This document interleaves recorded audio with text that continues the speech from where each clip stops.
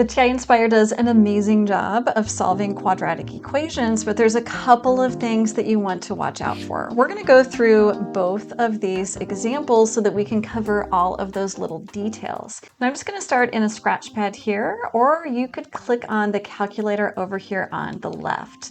So in my scratch pad, I want to start by going to my menu. So I'm going to go to menu, and then I want algebra. So let's arrow down to number 3 and then enter, or you can just type number 3. And we want the polynomial tools, which is number 3. I'm going to do enter, and we want to find roots of a polynomial. Now you could also do real roots or complex roots, but you're going to be given both of those options in the find roots. Okay, so degree 2, all of our quadratic equations are degree 2, but notice how you can do any degree here. But I want to change that back to degree 2. Let's tab down to the real. I'm going to go ahead and leave this on real just for now. And then let's tab down and then enter to select OK.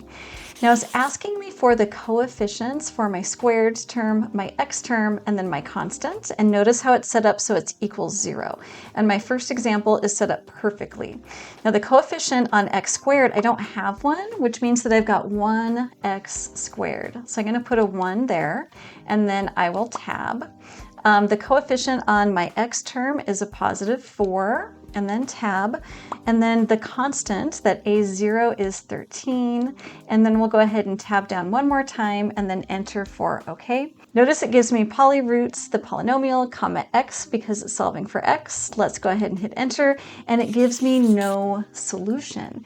So if you were asked for just the real solutions, there are no real solutions for this one, but there are complex solutions. Let's do this one more time. So I'm going to go to menu, and then number 3 for algebra. So type number 3 for those polynomial tools, type number 3. Find roots of the polynomial, which is what I want. So I'm going to hit enter, and I'm going to leave this degree 2, but I'm going to tab down and I'm going to change this to complex. So if I arrow to the right, it brings up the drop down, and I can arrow down to choose complex and then enter. Now this doesn't mean that it will give me complex only. Complex includes any of those values that happen to have the imaginary unit I, or real numbers that don't have the imaginary unit I. So your best bet is to just always go with complex here. Okay, let's do OK. And then I'm going to put my coefficients in again. So I've got 1, tab, 4 tab, and then 13.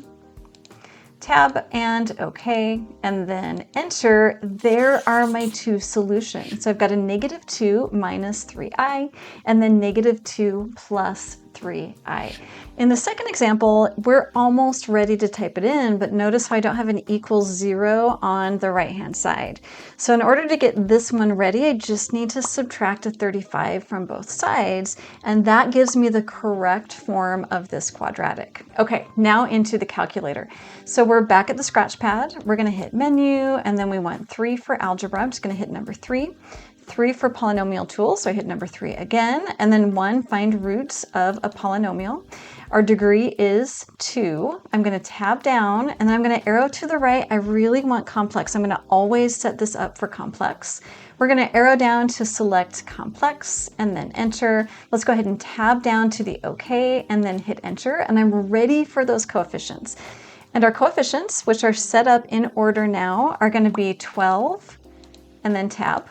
A1, which is the coefficient for the x term, that's going to be a -23. Use the little negative down by the enter, so -23, and then tab, and then a sub 0 is that constant, -35. So -35, tab down, and then enter. Enter again for your two solutions. We've got a -1 and a 35/12. I've got another video for you here.